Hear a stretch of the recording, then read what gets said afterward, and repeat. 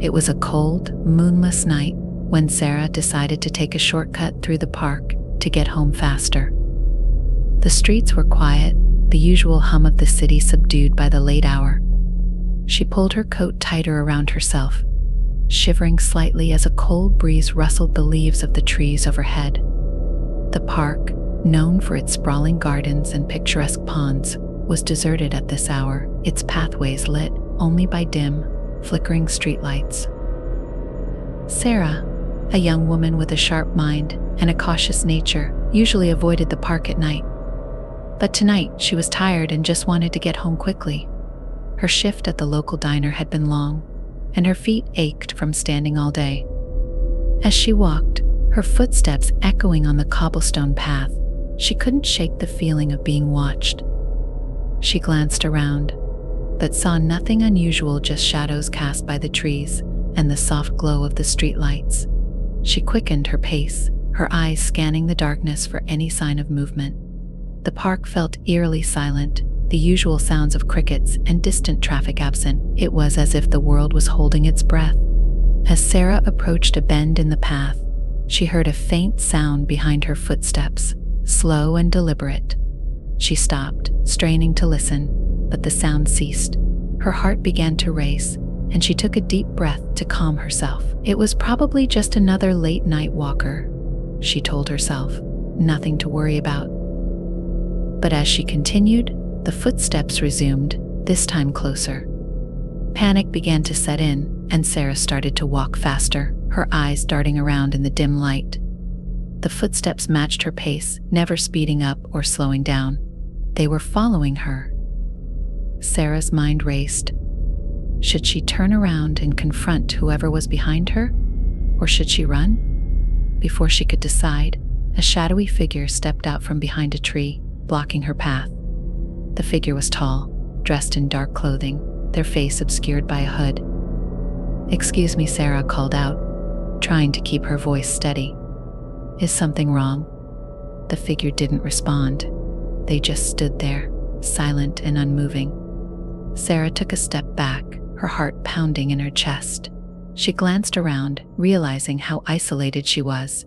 There was no one else in sight, and the park seemed to stretch endlessly into the darkness.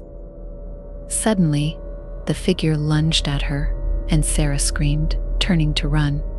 But another pair of hands grabbed her from behind, pulling her off the path and into the shadows.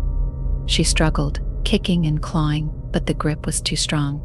A hand clamped over her mouth, muffling her cries for help. Panic and adrenaline surged through Sarah as she was dragged further into the darkness. She fought desperately, trying to free herself, but the attackers were too strong. They dragged her into a van parked near the edge of the park, shoving her inside and slamming the door shut. The van sped off into the night, leaving the park empty and silent once more. Inside the van, Sarah's mind raced. She was tied up and blindfolded, her mouth gagged. She could hear the muffled voices of her captors, but couldn't make out what they were saying. The van bumped along a rough road, jostling her painfully against the hard floor. She tried to stay calm, to think of a way out, but fear and confusion overwhelmed her. After what felt like hours, the van came to a stop. Sarah heard the doors open and felt herself being lifted out. She was carried into a building and dumped onto a cold, hard floor. The blindfold was removed, and she blinked against the harsh light, her eyes adjusting to the sudden brightness. She was in a small, dimly lit room, bare except for a few pieces of old furniture. Her captors stood around her, their faces masked. One of them, a tall figure with piercing eyes, stepped forward. "Welcome," he said, his voice cold and emotionless. "You're going to be with us for a while?" Fear gripped Sarah as she realized the gravity of her situation. These people didn't just want to rob her or hurt her, they wanted to keep her. She struggled against her bonds, but they held fast. The captors ignored her attempts to communicate, talking quietly among themselves. Days passed, or maybe it was only hours. It was hard to tell in the windowless room. Sarah was fed and given water, but her captors said little to her. The only thing they made clear was that she was not going anywhere.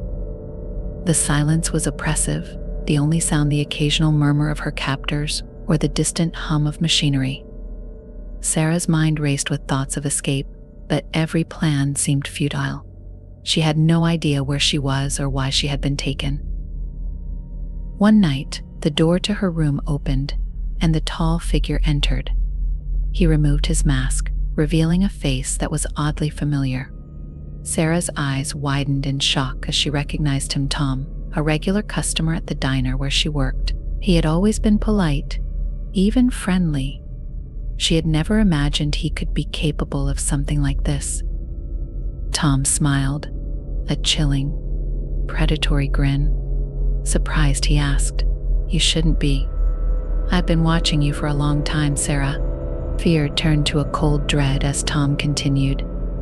He spoke of his obsession, how he had followed her for months, learning her routines, her likes and dislikes. He talked about how he had planned this, waiting for the perfect moment to take her.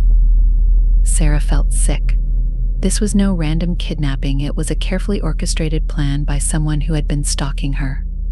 Tom spoke with a casualness that was terrifying, as if he were discussing the weather. He seemed to enjoy her fear, feeding off it. As the days turned into weeks, Sarah's hope of escape faded.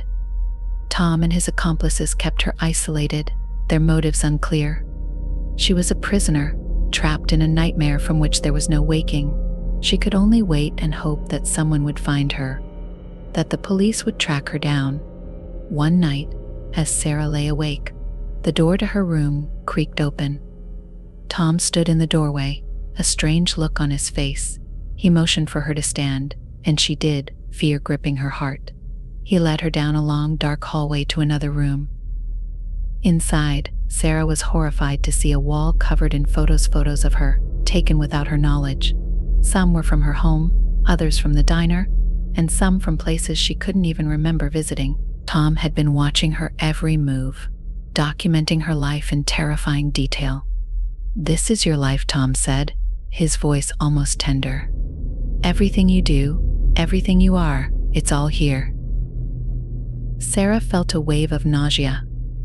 This wasn't just a kidnapping, it was a twisted obsession. Tom had constructed a shrine to her life, a perverse tribute to his fixation. She realized with horror that there was no reasoning with him, no pleading for mercy. He was too far gone, lost in his own delusions. As the reality of her situation sank in, Sarah knew she had to escape. She couldn't wait for rescue, she had to save herself.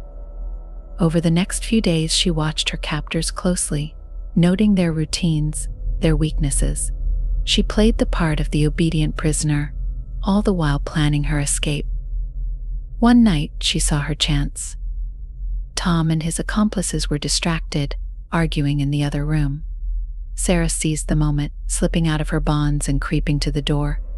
She moved silently down the hallway, her heart pounding in her chest.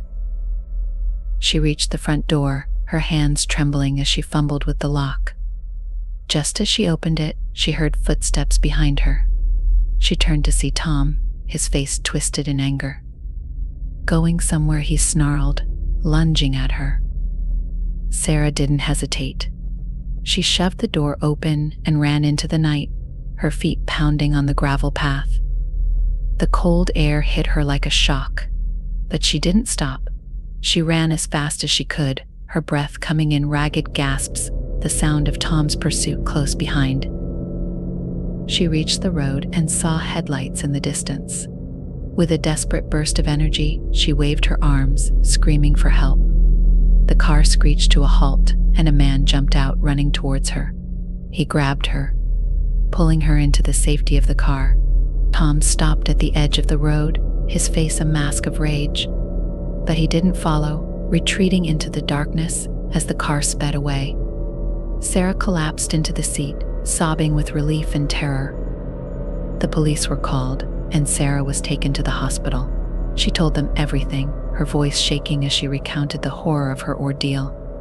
Tom and his accomplices were arrested, the evidence of their crimes laid bare. Sarah's life was forever changed by the experience. She moved away from the city, trying to put the nightmare behind her. But the scars remained, a constant reminder of the darkness that had nearly consumed her. The Vanishing, as it came to be known, was a story that gripped the city for years. People spoke of Sarah's bravery, her determination to survive. But for Sarah, it was a story of terror, of a night when her life was stolen away, and a shadowy figure lurked in the darkness. And though she tried to move on, Sarah could never forget the feeling of being watched, the cold eyes that had followed her every move. She knew that some nightmares never truly end, and some shadows never completely fade.